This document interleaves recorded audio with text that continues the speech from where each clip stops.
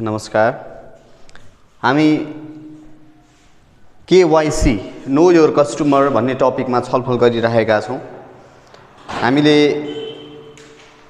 KYC के हो, what is KYC, why is KYC maintained, why it is useful, अनि KYC मा के कस्ता डिटेल्स, पर्सनल डिटेल्स, केवाईसी ले इन्क्लुड गर्ने पर्सनल डिटेल्स में के कस्ता इन्फर्मेसन र डकुमेन्ट्सहरू आवश्यक पर्छन् भन्ने विषयमा अघिल्लो कक्षामा छलफल गरिसकेका छौं। तसर्थ आजको कक्षामा हामी केवाईसी को इम्पोर्टेन्स बाट सुरु गर्दै छौं।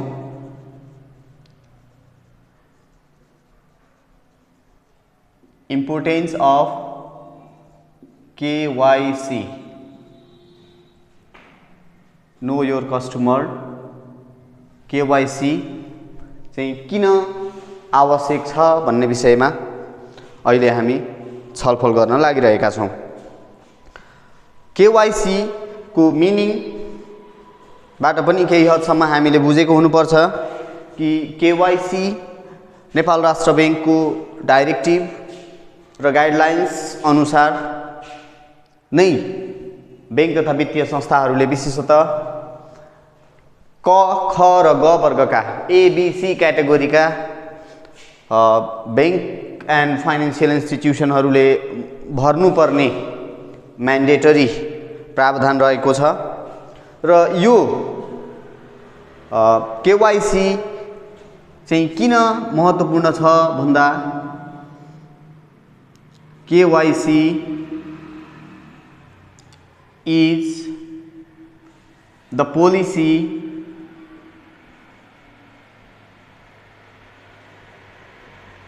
जो एउटा पोलिसी हो developed to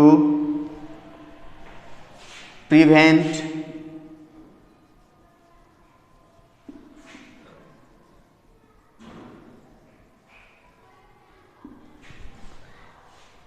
illegal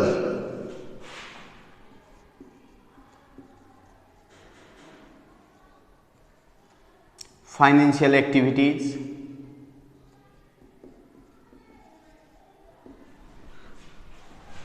such as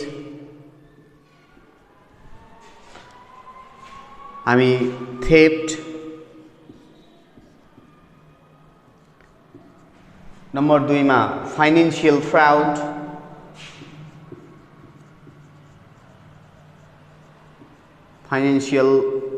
fraud, ठगी नियन्त्रणका लागि, त्यस्तै गरी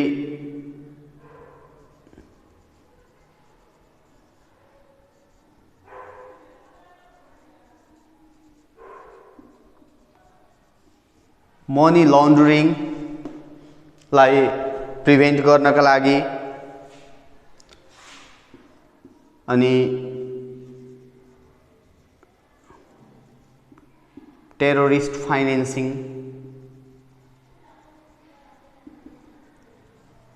लाई प्रिभेन्ट गर्नका लागि, विशेष गरी यी चारवटा क्रियाकलापहरूलाई चेक गर्नका लागि, रोक्नका लागि अथवा प्रिभेन्ट गर्नलाई हामी KYC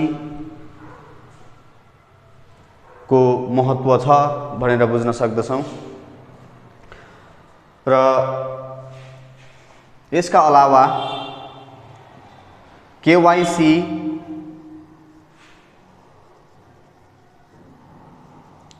enables the banks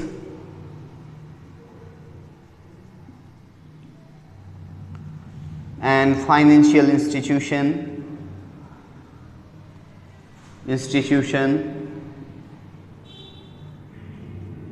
financial institutions to know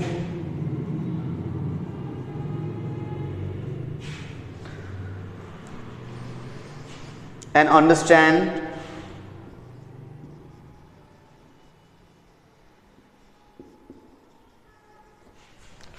to know and understand their clients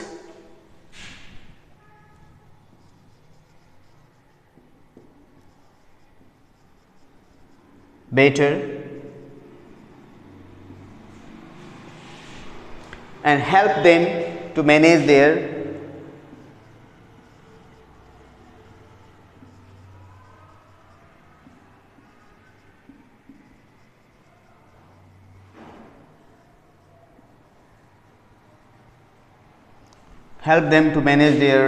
risks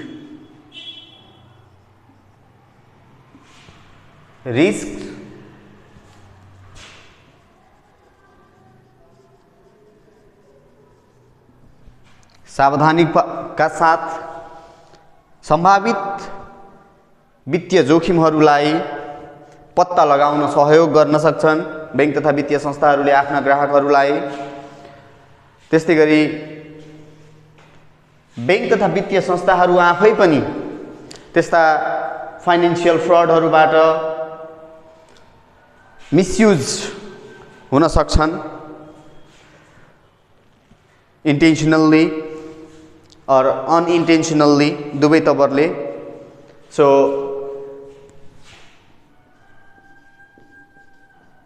KYC also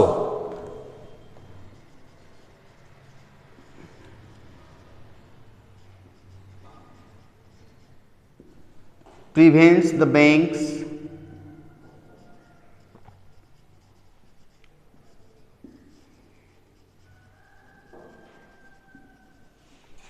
and financial institution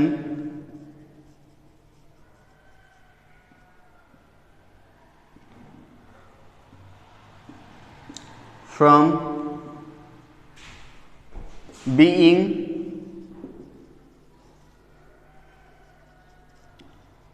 intentionally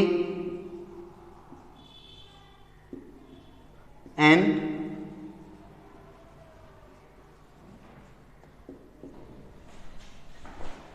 unintentionally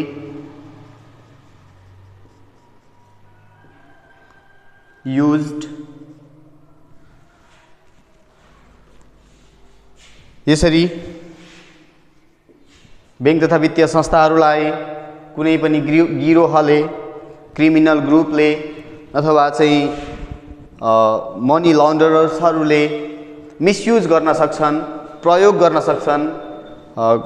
त्यो प्रयोग गर्ने काम भनेको अब सर्वसाधारणले नजानेर पनि गरेको हुन सक्छ अथवा इन्टेन्सनली आफ्नो फाइनेन्शियल एडभान्टेजको लागि प्रयोग हुन सक्छन् र प्रयोग गरिन सक्छन्। यी कुराहरूबाट बैंक आफैलाई पनि सजग रहन, सतर्क रहन र सम्भावित समस्याबाट बच्नको लागि यो KYC ले महत्त्वपूर्ण भूमिका खेलेको हुन्छ। फेरि एकचोटि बैंकले KYC फर्म भर्ने पोलिसी चाहिँ illegal financial activities such as theft, financial fraud, money laundering, terrorist financing आदिबाट बच्न र बचाउनका लागि KYC को व्यवस्था गरिएको हो। यसले बैंकहरूलाई तथा फाइनेन्शियल इन्स्टिट्युसनहरू, वित्तीय संस्थाहरूलाई आफ्ना क्लाइन्टहरूको आर्थिक गतिविधिको बारेमा बेसिकल्ली बैंक तथा वित्तीय संस्थाहरूसँग सम्बन्धित कारोबारहरूको बारेमा थाहा पाउन सहयोग गर्छन्, जसको कारण चाहिँ बैंक तथा वित्तीय संस्थाहरूले आफ्ना क्लाइन्टहरूलाई सम्भावित वित्तीय जोखिमहरूको बारेमा पनि केयरफुल्ली म्यानेजमेन्ट गर्न सहयोग गर्न सक्छन् भन्ने कुरा हो। र तेस्रो नम्बरमा चाहिँ बैंक तथा वित्तीय संस्थाहरू आफै पनि कुनै समयमा इन्टेन्सनल्ली अथवा अनइन्टेन्सनल्ली मिसयुज हुन सक्छन्, कसैको व्यक्तिगत फाइदाका लागि, कसैको वित्तीय फाइदाका लागि मिसयुज हुन सक्छन् र त्यस्ता क्रियाकलापहरूबाट बैंक आफै पनि सजग र सतर्क रहनका लागि KYC को महत्त्व छ भनेर बुझ्न सकिन्छ। यसरी हामी KYC को टपिक यति नै गर्छौं। अब हामी अर्को च्याप्टरतिर लाग्नेछौँ त्यो हो डिपोजिट एन्ड डिपोजिट म्यानेजमेन्ट। निक्षेप र निक्षेप व्यवस्थापन। हामीले सुरुवातमै छलफल गरिसकेका छौँ कि निक्षेप सङ्कलन गर्नु बैंक तथा वित्तीय संस्थाहरूका प्रमुख कार्यहरूमध्येको एक हो। निक्षेप नै बैंकहरूको फन्डको प्रमुख आधार हो र बैंक तथा वित्तीय संस्थाको उन्नति, प्रगति, विकास भनेकै उपलब्ध डिपोजिटलाई प्रॉफिटेबल एन्ड प्रोडक्टिभ सेक्टरमा मोबिलाइज गर्ने र त्यसबाट उचित मुनाफा अथवा उचित प्रतिफल प्राप्त गर्न सक्ने अवस्थाले नै बैंक तथा वित्तीय संस्थाहरूको सफलताको मार्ग प्रशस्त गर्ने गर्दछन्। तसर्थ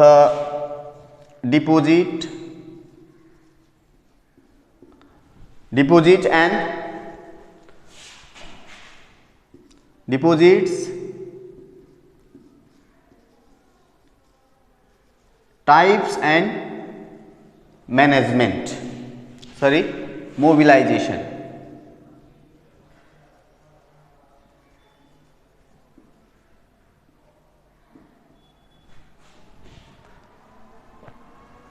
बैंक तथा वित्तीय संस्थाहरूले आफूसँग भएको डिपोजिटलाई कति प्रभावकारी रूपमा मोबिलाइज गर्न सक्छन् त्यसले नै ती संस्थाहरूको प्रगति अथवा विकासको मापदण्ड निर्धारण गर्दछन्।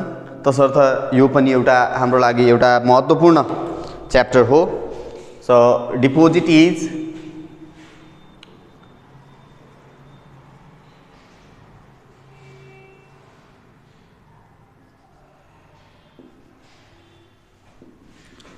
primary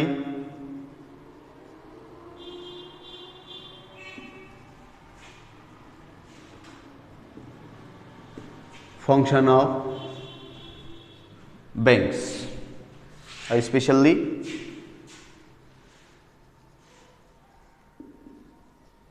commercial banks.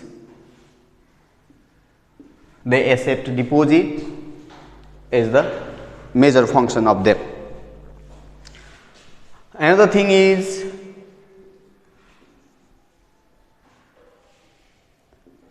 banks cannot function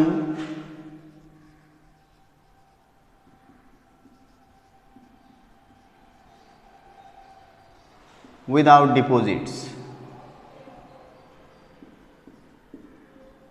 निक्षेप स्वीकार नगर्ने हो भने बैंकहरूले आफ्नो कार्य सुचारू रूपमा सञ्चालन गर्न प्राय असम्भव हुन्छ। के हो त डिपोजिट भन्दाखेरि deposit is the surplus amount or surplus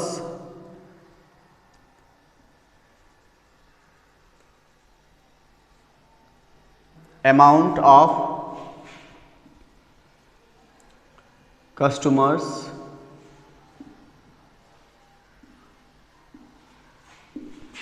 after their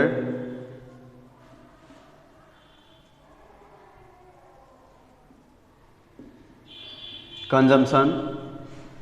कस्टमरहरूले अथवा क्लाइन्टहरूले आफ्नो निश्चित आम्दानीबाट जति रकम उपभोग गर्छन् र त्यसबाट बाँकी रहेको सरप्लस एमाउन्ट चाहिँ के हो, डिपोजिट हो र त्यो एमाउन्ट चाहिँ बैंकमा जम्मा भएको हुनुपर्दछ, त्यसलाई मात्र डिपोजिट भनिन्छ। आफूसँगै रहेको रकमलाई चाहिँ डिपोजिट भन्न सायद मिल्दैन।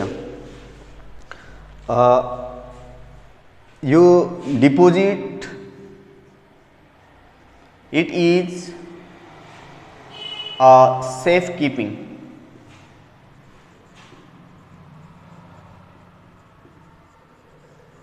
सेफ किपिङ फङ्सन आफूसँग रहेको रकमलाई चाहिँ सुरक्षित रूपमा राख्ने कार्य पनि डिपोजिट हो।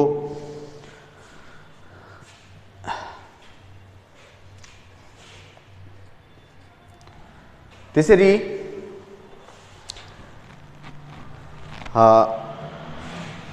डिपोजिटहरू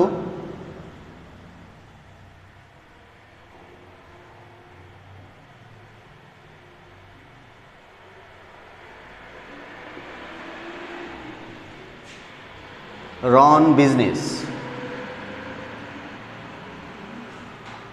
बिजनेस इन्टिटीहरूले व्यावसायिक संस्थाहरूले चाहिँ आफ्नो रेगुलर बिजनेस एक्टिभिटिजलाई कन्टिन्यू गर्नको लागि बैंकमा डिपोजिट गर्ने गर्दछन्, जसले गर्दा उनीहरूले आफ्ना ट्रान्ज्याक्सनहरू गर्न सहज हुन्छ अथवा आवश्यकता परेको बेला निकाल्न र राख्न सुरक्षाको दृष्टिकोणले पनि सहज र प्रभावकारी हुने गर्दछ।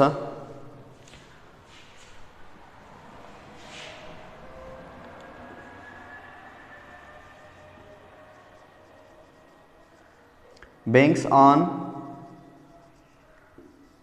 profit by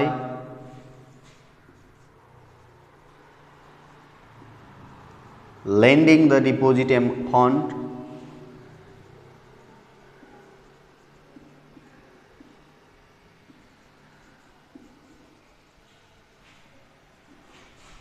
deposited fund with higher interest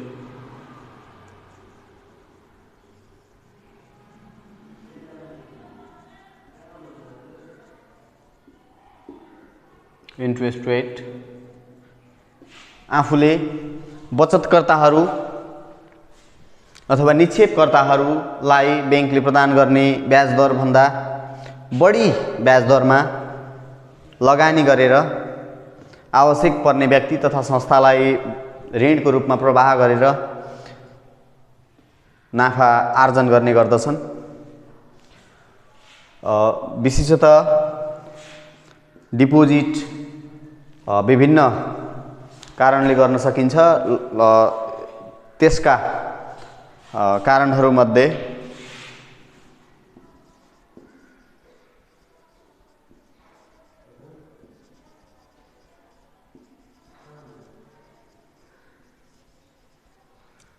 deposits are done for number 1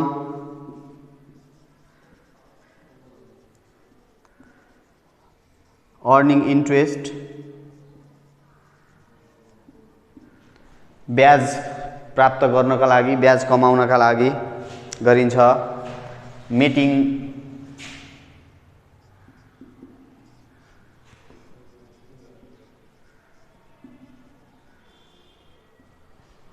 meeting contingencies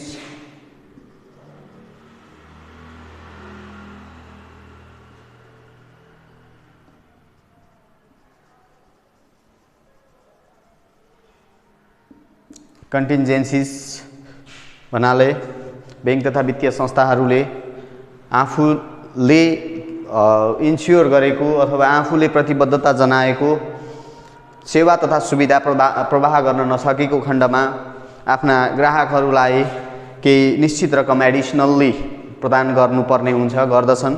त्यो रकमलाई कन्टिजेन्सीज भनिन्छ। एभोइडिङ रिस्क अफ थेफ्ट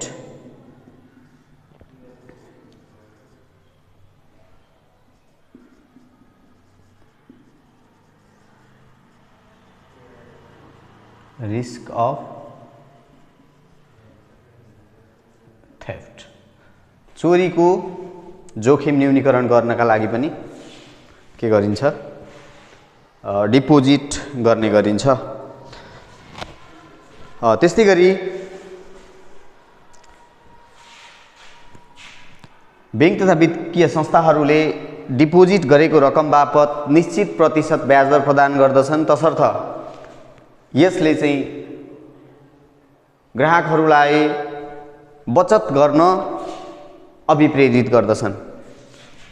और डिपोजिट्स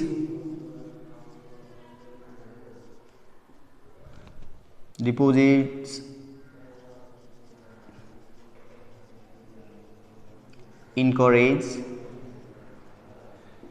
सेभिङ, बचत गर्न अभिप्रेरित गर्ने काम गर्दछन्। यसरी डिपोजिट बैंक तथा वित्तीय संस्थाहरूको प्राथमिक कार्य हो। विशेष गरी कमर्सियल बैंकहरूको पनि प्रमुख कार्य भनेकै एक्सेप्टेन्स अफ डिपोजिट हो। Banks can not function without deposits. Deposit चाहिँ व्यक्तिगत तर्फबाट हेर्ने हो भने आफूले गरेको इन्कमबाट उपभोग गरेर बाँकी रहेको एक्स्ट्रा मनी चाहिँ डिपोजिट हो, सेभिङ गरेको मनी।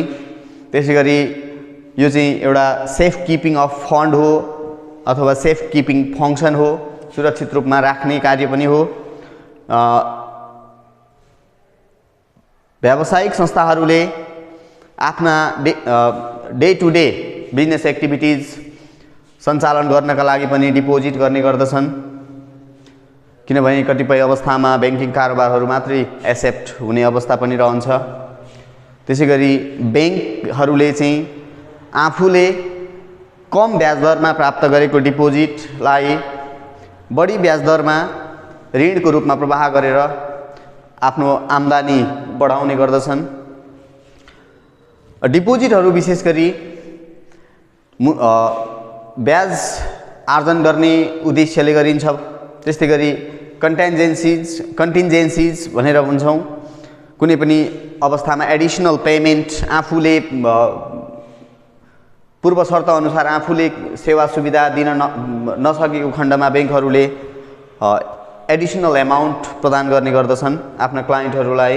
त्यो कन्टिन्जेन्सिज भनेर बुझौँ। अनि घरमा राख्दा, आफ्नो गोजीमा राख्दा चाहिँ चोरी हुने सम्भावना रहन्छ। तर यदि बैंकमा डिपोजिट गरिएको रकम चाहिँ चोरी भएको खण्डमा पनि त्यो रिस्क चाहिँ बैंकको हुन जान्छ। त्यसैले it also avoids the risk of theft.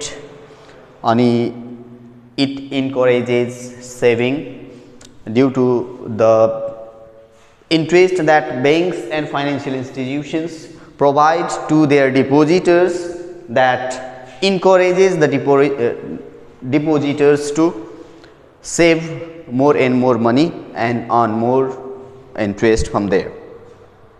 Now, there are generally three types of deposits. In different three accounts deposits can be done, but there are some more accounts here mentioned. They provide with the similar type of services and facilities, but they are quite different from them. So there are 5 types today we are going to discuss about.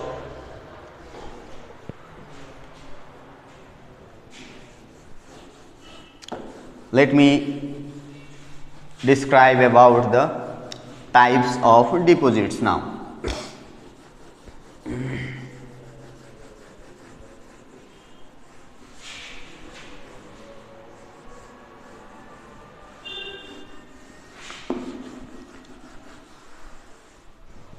Types of deposits.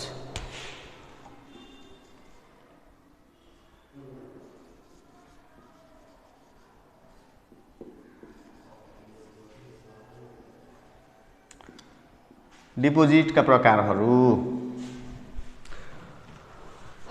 First of all, deposit can be done in current account,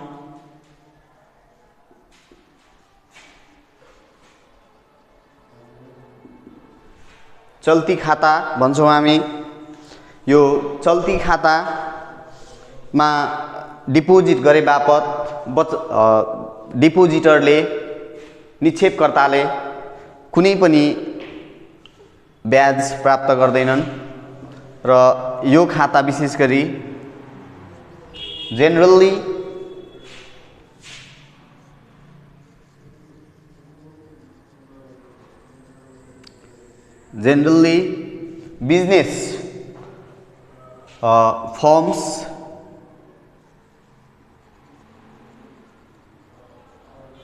business firms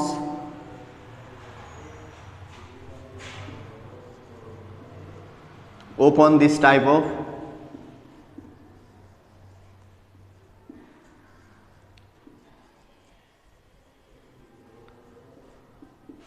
account.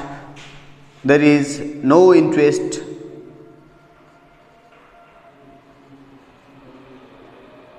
paid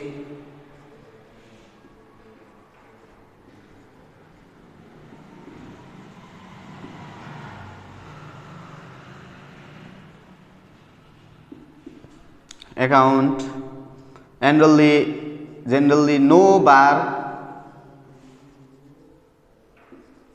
of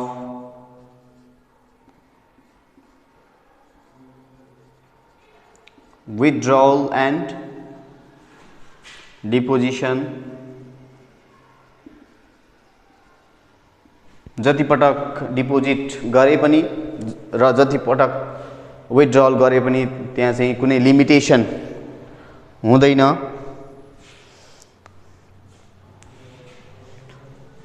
checks, bills,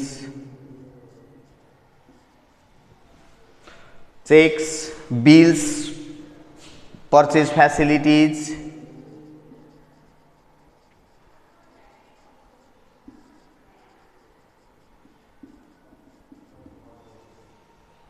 may be granted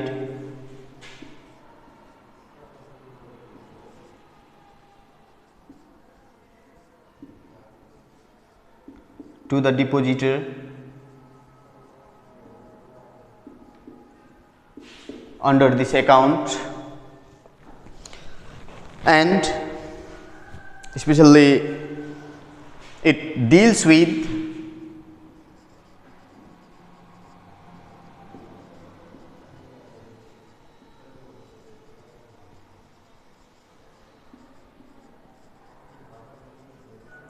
large volume of amount,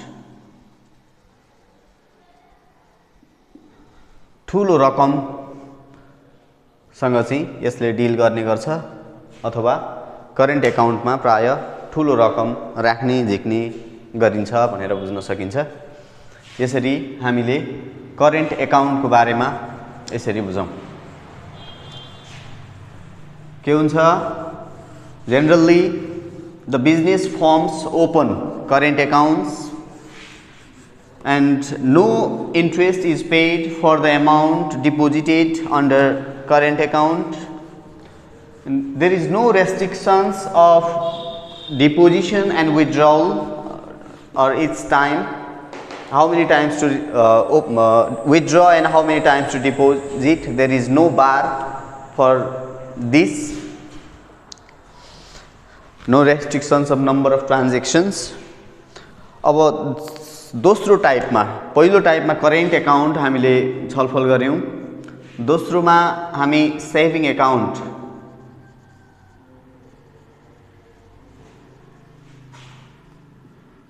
saving एकाउन्टको बारेमा कुरा गरौं।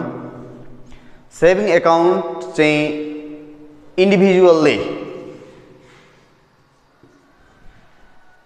खोल्ने गर्दछन्।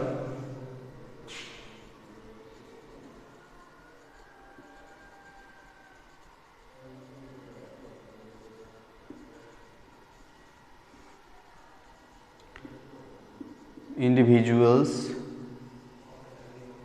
व्यक्तिहरूले यो प्रकारको खाता व्यक्तिहरूले खोल्ने गर्दछन् र बिजनेस फर्महरूले यो प्रकारको खाता खोल्न पाउँदैनन्। They are restricted and there are large number of depositors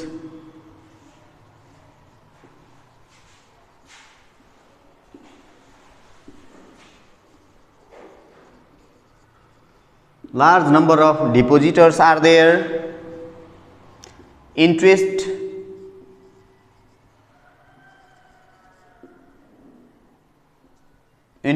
paid, interest is provided for this type of deposits, and different varieties of saving accounts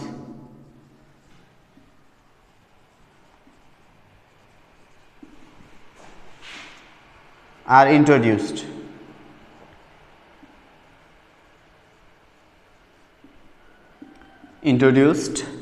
Like नारी बचत खाता, सैलरी बचत खाता, सानो नानीहरूको लागि विशेष प्रकारको बचत खाता, पेन्सन बचत खाता, यसरी विभिन्न प्रकारका खाताहरू बैंक तथा फाइनेन्शियल इन्स्टिट्युसनहरूले इन्ट्रोड्युस गर्न सक्छन् र एटीएम सर्भिस, चेक, एटीएम, त्यस्तै गरी डेबिट कार्ड,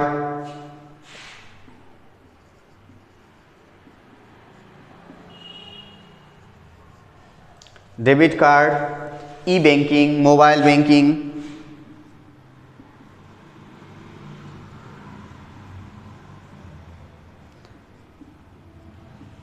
यस्ता सर्भिसेसहरू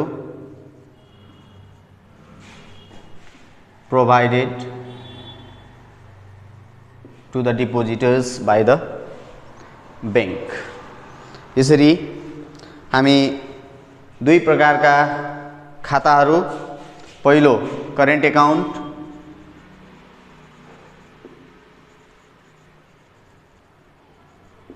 र दोस्रो सेभिङ एकाउन्ट गरी दुईवटा खाताहरूको बारेमा हामीले छलफल गरिसक्यौं।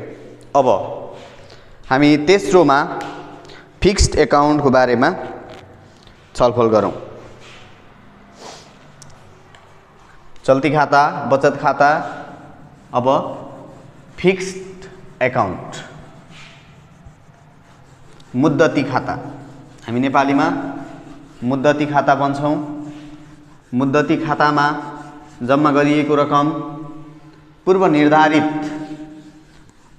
सम्झौता अनुसार बैंक र डिपोजिटरले गरेको सम्झौता अनुसार निश्चित समयावधिका लागि फिक्स्ड निश्चित रूपमा राखिएको हुन्छ र त्यो बीचमा आवश्यकता परेको बेलामा डिपोजिटरले लोनको रूपमा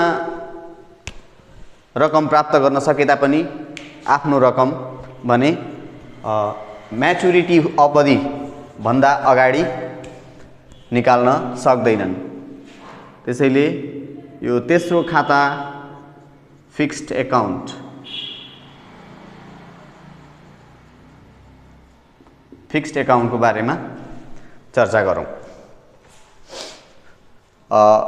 यो चाहिँ दुवै business firms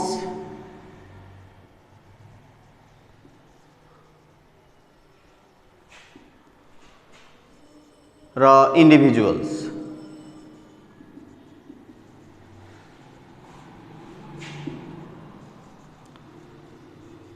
both can open it. दुवैले business firms are the artificial persons created as per the existing law of the country, and individuals persons are the natural persons by nature. यो खातामा comparatively a higher rate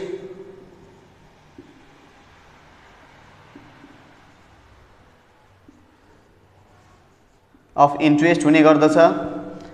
saving बचत खाताको तुलनामा fixed एकाउन्टमा जम्मा गरिएको रकमबाट बढी प्रतिशत ब्याज दर प्राप्त हुने गर्दछ। त्यस्तै गरी can not withdraw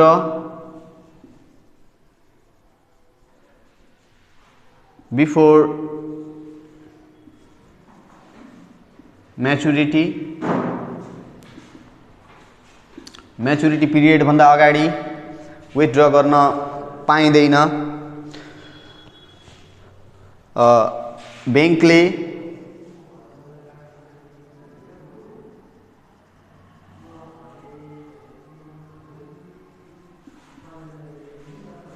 loan to the डिपोजिटरहरूलाई लोन प्रदान गर्न सक्छन्।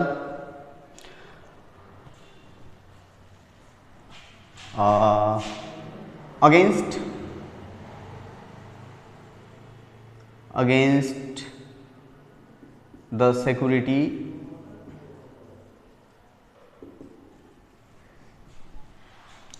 of fixed deposit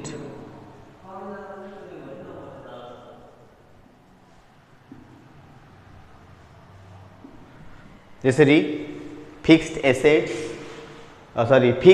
एकाउन्ट को बारेमा हामीले यसरी छलफल गर्यौं।